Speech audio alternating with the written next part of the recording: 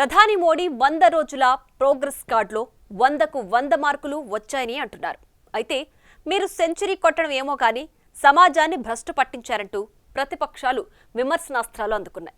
ప్రపంచవ్యాప్త popularity సంగతి పక్కన పెట్టి దేశంలో జరుగుతున్న దారుణాలపై దృష్టి పెట్టమని విపక్షం చెబుతోంది. అయితే మోడీ ఫ్యాక్టర్లో విపక్షాల విమర్శలు తూగుతాయా? అసలు ఈ 100 రోజుల పాలనపై ప్రజల అభిప్రాయం ఏంటి? ప్రతిపక్షాల అభ్యంతరాలేంటి? మోడీ సాధించిందేంటి? సాధించాల్సిందేంటి?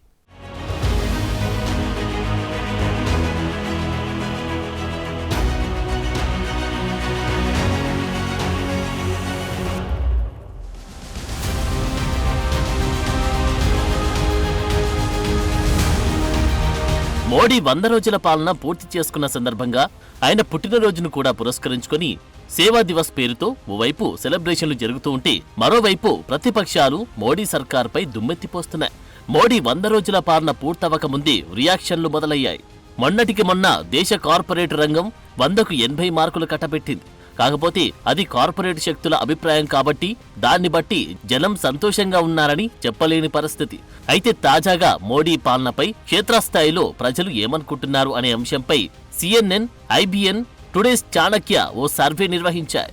అందులో దాదాపు మెజార్టీ వర్గం మోడీ పాలన బాగుందని చెప్పినట్టు సర్వే వెల్లడించింది. ముఖ్యంగా విదేశాంగ విధానం, హింసను అరికట్టడం, ఆర్థిక రంగాన్ని కొత్త పుంతలు తొక్కించడం, ధరల అదుపు వంటి విషయాల్లో మోడీ బాగానే కృషి చేశారని జనం అభిప్రాయపడ్డారట. హైదరాబాద్, బెంగళూరు వంటి 14 నగరాల్లో దాదాపు 6,000 మందితో మాట్లాడి ఈ సర్వే నిర్వహించగా వచ్చిన ఫలితమిది. ఈ సర్వేలో మోడీ పాలన మొత్తంగా ఎలా ఉందన్నదే కాకుండా అంశాల వారీగా కూడా అభిప్రాయాలు సేకరించినట్టు తెలుస్తోంది. కాగా ఈ అంశాల్లో మోడీ విదేశాంగ విధానానికి అన్నిటికంటే ఎక్కువ మార్కులు పడ్డాయి. దాదాపు 70% మంది మోడీ విదేశాంగ విధానం బావుందని కితాబిచ్చారు. ప్రత్యేకించి పాకిస్తాన్తో కఠిన వైఖరి అవలంబించడం, చర్చల ప్రక్రియ నిలిపివేయడం ప్రజలకు బాగా నచ్చింది. ఇది సరియైన నిర్ణయమని దాదాపు 55% మంది చెప్పారు. ఇక మోడీ వచ్చిన తర్వాత నక్సల్ హింస బాగా తగ్గిందని 37% మంది అభిప్రాయపడ్డారు. అలాగే భారత ఆర్థిక వ్యవస్థ వేగంగా ముందుకు వెళ్తుందని 41% మంది, ధరల పెరుగుదలను అడ్డుకున్నారని 31% అన్నారు. ఈ అంశంపై 27% మంది మాత్రం ధరల పరిస్థితిని అంతగా అడ్డుకోలేకపోయారని చెప్పారు. మొత్తంగా జనం ప్రధాని మోడీ పాలనపై బాగానే సంతృప్తి చెందినట్టు CNN సర్వే చెబుతోంది. అయితే 100 రోజుల మోడీ పాలనలో అసలు నిజాలు మేం చెబుతామంటూ ప్రతిపక్ష కాంగ్రెస్ అధికార ప్రతినిధి సుప్రియా శ్రీనేట్ మీడియా సమావేశం నిర్వహించారు.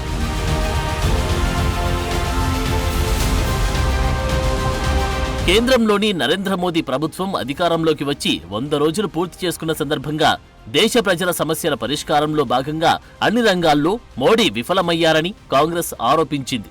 ఢిల్లీలోని కాంగ్రెస్ పార్టీ ప్రధాన కార్యాలయంలో జరిగిన విలేకరుల సమావేశంలో Congress social media chairperson Supriya Shrinate Modi ప్రభుత్వంపై తీవ్ర ఆరోపణలు చేశారు. 100 రోజులు పూర్తి చేసుకున్న మోడీ ప్రభుత్వ పాలనలో పనితీరును ప్రస్తావిస్తూ ఇది యూటర్న్ల ప్రభుత్వమని విమర్శించారు. వక్ఫ్ బిల్లు నుండి బ్రాడ్కాస్ట్ బిల్లు వరకు, ఇండెక్సేషన్ నుండి లెటరల్ ఎంట్రీ వరకు, జాతీయ పెన్షన్ సిస్టమ్ను తిరిగి యూనిఫైడ్ పెన్షన్ స్కీమ్ తో భర్తీ చేయడం వరకు మోడీ ప్రభుత్వం యూటర్న్లు తీసుకుందని అన్నారు. पिछले 100 दिन से चल रही है और यू टर्न करने को मजबूर इस देश के लोकतंत्र ने किया है, इस देश के विपक्ष ने किया है, इस देश के लोगों ने किया है. अहंकार अब नहीं चलेगा और यू टर्न सरकार को करना पड़ेगा.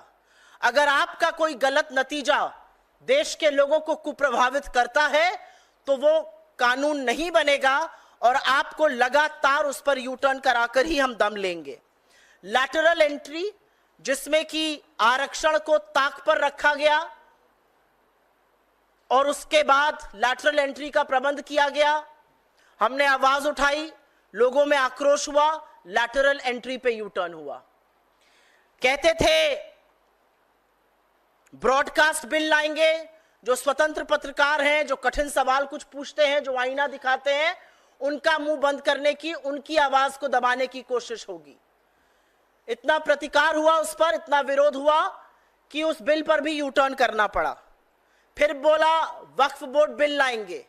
ये कुछ नहीं था, ये सिर्फ पोलराइजेशन का, तुष्टीकरण का एक माध्यम था और असलियत यह है कि समूचे विपक्ष ने खड़े होकर इस देश के लोगों ने आपको मजबूर किया, आपको उसको जेपीसी भेजना पड़ा। ये पहला कानून है जो 2019 के बाद आपने जेपीसी। అంతటితో కాంగ్రెస్ ఆగలేదు. మోడీ ప్రధానిగా మూడోసారి బాధ్యతలు చేపట్టినప్పటి నుండి ఇప్పటి వరకు 100 రోజుల పాలనలో దేశంలో జరిగిన దారుణాలన్నింటినీ ఏకరువు పెట్టారు. రైలు ప్రమాదాలను గుర్తుకు చేస్తూ ఈ 100 రోజుల్లో 38 రైలు ప్రమాదాలు, 21 మరణాలు నమోదయ్యాయని తెలిపారు. ఈ ప్రమాదాలపై కేంద్ర రైల్వే మంత్రి అశ్విని వైష్ణవ్ స్పందిస్తూ వాటిని చిన్న ఘటనలు అని పేర్కొనడంపై ఆగ్రహం వ్యక్తం చేశారు. అలాగే ఈ 100 రోజుల్లో బీజేపీ సర్కారు నిర్మించిన మౌలిక సదుపాయాలు కూలిపోవడాన్ని ప్రస్తావించారు. వంతెనలు, రోడ్లు, విగ్రహాలు, విమానాశ్రయాలు పూర్తిగా కుప్పకూలాయని, అయోధ్య రామాలయంలోని గర్భగృహంలో నీరు లీక్ అవుతున్నాయని అన్నారు. ముంబైలో శివాజీ విగ్రహం నుండి కొత్త పార్లమెంట్ భవనం వరకు కనిపించిన నీటి లీకులతో మీ అవినీతిని లీక్ చేసిందని ఆరోపించారు. ఇది మోడీ సర్కార్ అవినీతికి రుజువు కాకపోతే ఇంకేంటని ప్రశ్నించారు.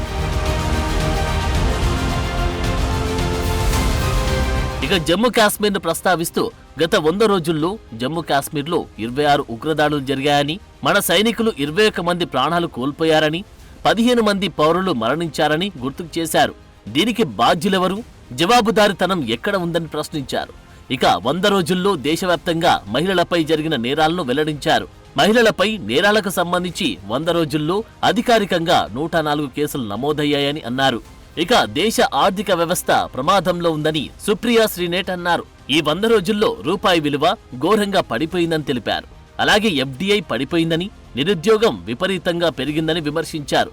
ఇక దేశంలో అధిక ధరలతో ప్రజలు అల్లాడుతున్నారని ఆమె పేర్కొన్నారు. అలాగే మణిపూర్ సమస్యపై మోడీ ఇంతవరకు ఎందుకు స్పందించలేదని అన్నారు. 16 నెలలుగా తీవ్రమైన ఉద్రిక్తతల మధ్య నలిగిపోతున్న మణిపూర్కు మోడీ ఎందుకు వెళ్లలేదని ప్రశ్నించారు.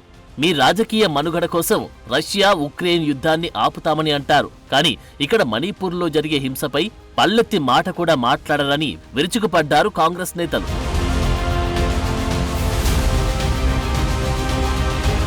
ఇతర విపక్ష పార్టీలు కూడా మోడీ 100 రోజుల పాలనపై విమర్శలు గుప్పించాయి. గతంలో బీజేపీ సీనియర్ నాయకుడు లాల్ కృష్ణ అద్వానీ మోడీని గొప్ప ఈవెంట్ ఆర్గనైజర్ అని వర్ణించిన విషయాన్ని గుర్తుకు చేశారు.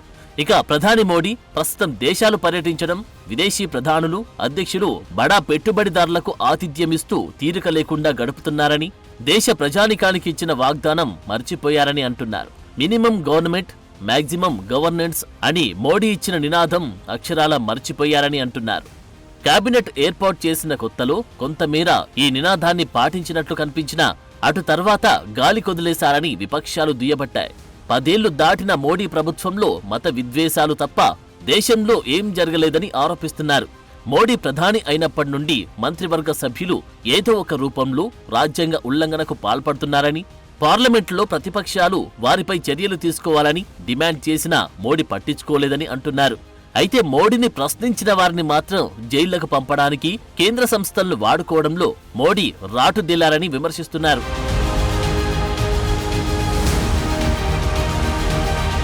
రాజకీయాల్లో విమర్శలు, ప్రతి విమర్శలు మామూలే అయినప్పటికీ పాలకులు తమకు మంచి చేస్తున్నారా లేదా అనేది ప్రజలు మాత్రమే నిర్ణయించాల్సి ఉంటుంది.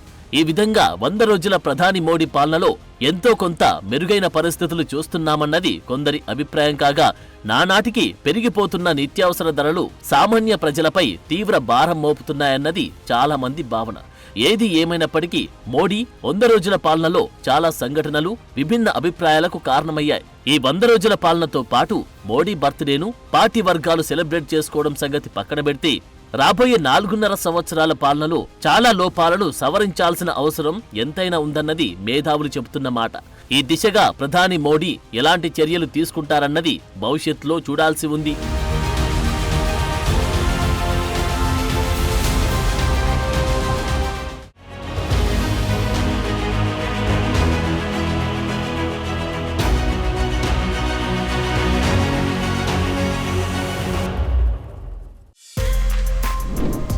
For more videos like this, subscribe Big TV channel.